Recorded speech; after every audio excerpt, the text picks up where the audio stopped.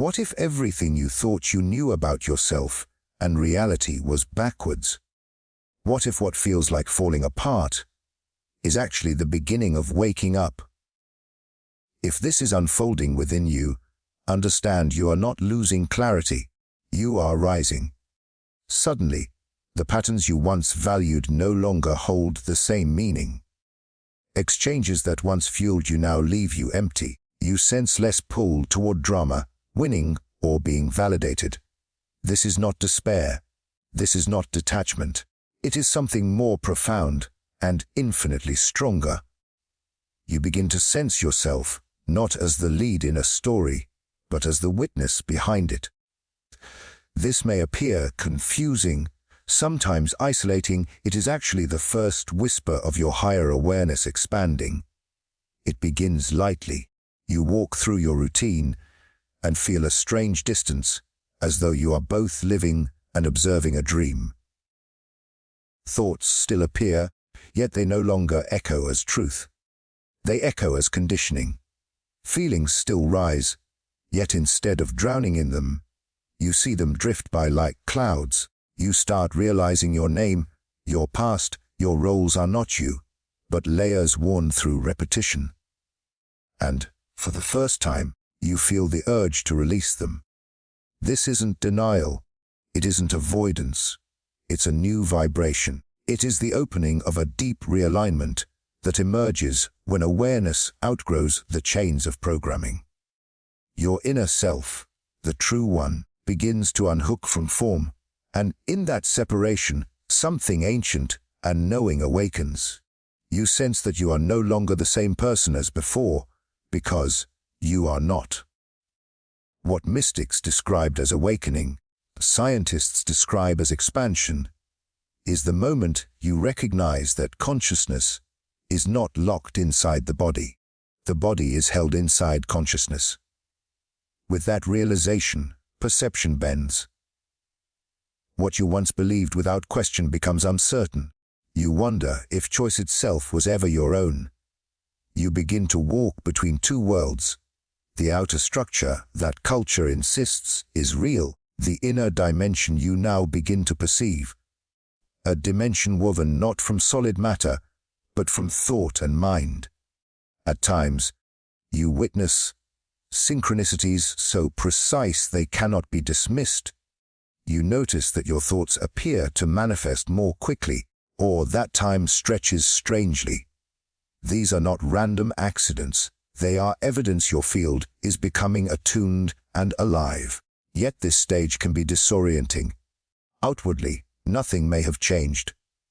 Your job continues, your relationships remain, your surroundings look the same. And still, you know you are different. And because what you see around you echoes the old frequency, you may doubt your inner sense. This is the in-between, the threshold where the former self fades while the new awareness hasn't fully arrived. Temptation arises to turn back, to return to pretending, to ignore the veil you pierced. But you cannot.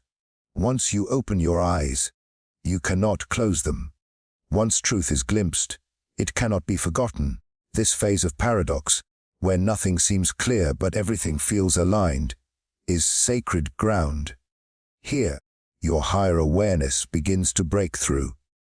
Not through doctrine or external teaching, but through lived experience, through the quiet unraveling of the false self, through the unease of the unknown, and through the calm of no longer needing answers. You begin to understand that the mind is not here only to survive what is given. It is here to shape what appears, and such recognition changes all. What if everything you assumed about life has been reversed? Since childhood, you were told that the physical universe, solid and external, was the source of your experience, that your mind was only a side effect of your brain. That matter gave rise to thought. What if this has never been true? According to traditional models, the cosmos began with particles, energy, and time, and somehow along the way, awareness emerged. Yet this view collapses when faced with choice, intuition, or creation. It cannot explain the presence that feels, that perceives, that intends. Here quantum thought begins to reveal the cracks. In this view of reality, nothing holds form until it is observed. Particles are not fixed objects but probabilities, possibilities awaiting choice. Only when awareness meets them do they crystallize into matter, into lived events. This is not speculation. It is science, and it dissolves the materialist story at its foundation. Thinkers propose that consciousness is not secondary, but primary. Everything originates within it. The body is not the container of the mind. The body itself arises within the vast field of consciousness. This means you are not a separate figure peering out at other forms. You are the field perceiving itself. You are both the dream and the dreamer, the canvas and the brush. And once this shift takes root, order of things transforms. Cause and effect loosen. Time bends. Synchronicity accelerates. Life no longer feels like something happening to you, through you. From here, choices shift. They are no longer purely logical steps. They become resonance, coherence, alignment. You sense possibilities and collapse them consciously. Yet here lies the paradox: the deeper you awaken, the less your mind can capture it. Because awakened consciousness is not an idea. It is a state, a frequency, a return to pure being, not behind the eyes, but behind all existence. This is the awakening. It's why, as your quantum awareness expands, the world looks unchanged, yet feels transformed. You see people running old programs, but you are no longer inside them. You hear conversations laced with fear. Your inner self does not absorb them. You are releasing, not in resistance, but in remembrance. You are remembering that you are not a creation, the source aware of itself. This realization is not rare or reserved for a few. It is your nature. In a world filled with distraction, it feels radical. But once reclaimed, it shifts everything. Because from here, you no longer chase wholeness. You see that you were never broken. The search ends, not in loss, but in discovery that you are the origin, the observer, and the creator, forever meeting itself in infinite form. The unraveling of identity begins when the scaffolding that once defined you starts to dissolve. Not because you are broken, because the self built only for survival is no longer required. This process is unsettling. The familiar structures, your name, your beliefs, your roles, suddenly feel artificial. You realize that much of what you called me was never truly you. This is not destruction. It is release. Awakening demands the loosening of the mask, and that unraveling is necessary to step beyond illusion, because mechanical identity and awakened awareness cannot coexist. They pulse at different frequencies. One is rigid, built from fear and repetition. The other is fluid, spacious, rooted in presence. To move into one, the other must fade. The ego resists.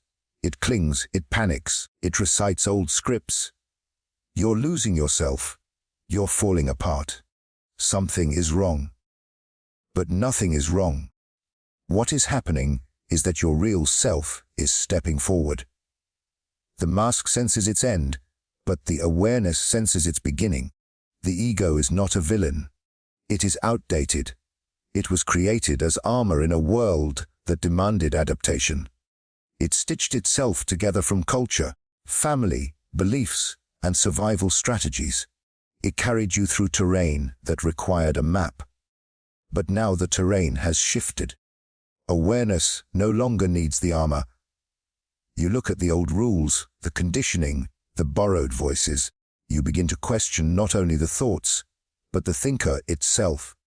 This is the moment of dissolving, and it is holy. As this unfolds, you see patterns that no longer fit, beliefs you never consciously chose, reactions that feel foreign. It is like standing in a house you've lived in forever and suddenly realizing the furniture belongs to someone else. This is why awakening can feel like mourning. You are not grieving death, but illusion. The persona that once seemed essential fades, and in the clearing, space opens. Vast, quiet, infinite space. And in that space, a deeper self begins to emerge, the one that was always waiting. From this place, you become the observer of the body. You watch feelings rise and fall without drowning in them. You hear thoughts appear and fade, yet you no longer bow to them. The inner voice that once ruled you becomes just another sound. And slowly, you realize, I am not that voice. I am the presence that hears it. This is what mystics have whispered for centuries. This is what quantum thinkers echo today. That you are not the story, but the awareness in which stories appear. You are not merely a bundle of biology and thought. You are consciousness itself, focused into this body, but never confined to it. And as you live from this recognition, the grip of the old identity weakens. You do not fight it. You simply stop believing it. Shift is not always dramatic. Often it is subtle. You notice you no longer want to argue. That approval-seeking feels empty. That control is only illusion.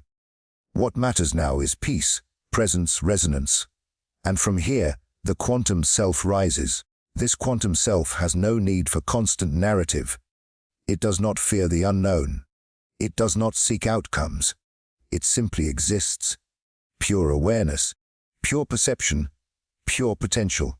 As it takes root, your reality reshapes itself. Because the external does not respond to the ego, it responds to the coherent self behind it. You begin to see life as malleable. Choices arrive not from struggle, but from resonance. Reality bends, not through effort, but through alignment. This is the silent power of quantum living. So if you felt disoriented, unsure who you are, sensing everything is falling apart, know this: you are not breaking down. You are breaking through. The old program is dissolving, the illusion is vanishing, and what remains is your original essence. The conscious creator remembering itself. There comes a moment in awakening when you stop asking, why is this happening to me? And instead ask, what am I creating now? And that single shift turns survival into creation and life into a canvas of choice. Until now, you may have felt like existence was something to endure or manage, a stream of events you reacted to. Observation seemed like the goal, to remain mindful, to witness without collapse. That stage is important, but it is only the doorway. Awakening does not end in watching. It deepens into creating, not with grasping or control, but with steady, coherent presence. Because in the quantum field, observation itself collapses potential into reality. How you observe determines what comes alive. If you observe through fear, you summon its likeness. If you observe through clarity, you anchor peace. Each choice, each feeling, each belief is a signal to the field. The universe does not listen to words. It responds to what you are. From here, you stop reacting to conditions and start shaping them. Not all at once, not with flawless control, but with steady coherence. You begin to understand your vibration is not incidental. It is your contribution. You are not only reading the field. You are writing it. The field responds. Synchronicities arrive like echoes of alignment. A message comes at the right time. A person appears just when needed. An idea flashes seemingly from nowhere. Time stretches, collapses, rearranges. Life begins to move with you instead of against you. You stop wrestling with reality to match desire. You allow reality to reflect the self you embody. And here is the deeper recognition. You don't attract what you want. You attract what you are coherent with in this present moment. So the real question becomes, who are you being right now? Not in the past, not in imagined futures, but here, in this vibration. Are you resonating as the weight of old memories, or as the signal of new possibility? Because new timelines cannot be born from old states. Abundance cannot emerge from lack. Clarity cannot emerge from doubt. Love cannot emerge from fear. The field does not respond to force. It responds to frequency. The moment your frequency shifts, reality follows without resistance. And this is the revelation.